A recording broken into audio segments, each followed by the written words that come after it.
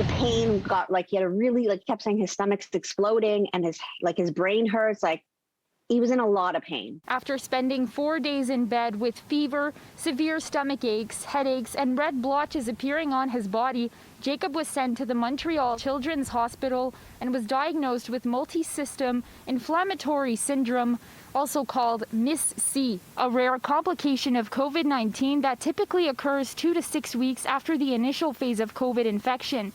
He's one of 30-plus children that have come down with the syndrome since October. We went to the hospital on day 3 because they treated it right away, and it hits every organ in your body. And if you go with damage, it's really hard to come home and not have permanent damage. 2% will end up having this post-inflammatory syndrome, this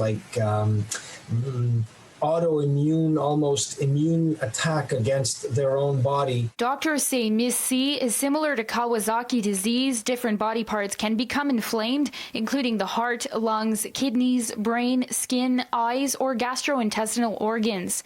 Children with MIS-C may have a fever and various symptoms, including abdominal pain, vomiting, diarrhea, neck pain, rash, bloodshot eyes, or feeling extra tired.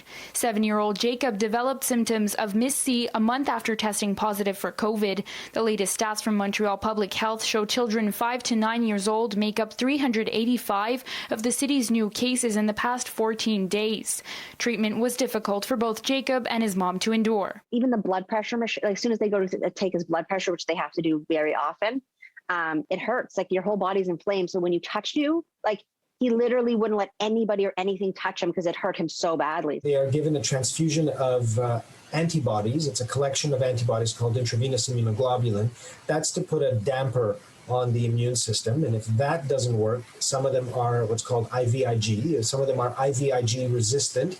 They get steroids. In the U.S., detected MIS-C cases have risen to 2,030 deaths. In Canada, the illness is still considered rare, but the Montreal Children's Hospital has seen more severe cases in recent weeks. We would probably see 1 or 2, maybe not even 2, but like 1 a month or something like that. Now we're seeing 2 cases a week. The road to recovery can be quite complex if the heart is affected. Weeks of following up with rheumatology and cardiologists, but thankfully, Jacob seems to be getting better by the day. He's not allowed back to school, which he's begging to. He's not allowed to see any of his friends. Like, I'm not even allowed out. Like, I stay home with him because anything, even a cold at this point, it would be dangerous for him. In Montreal, Samsara Rainville, City News.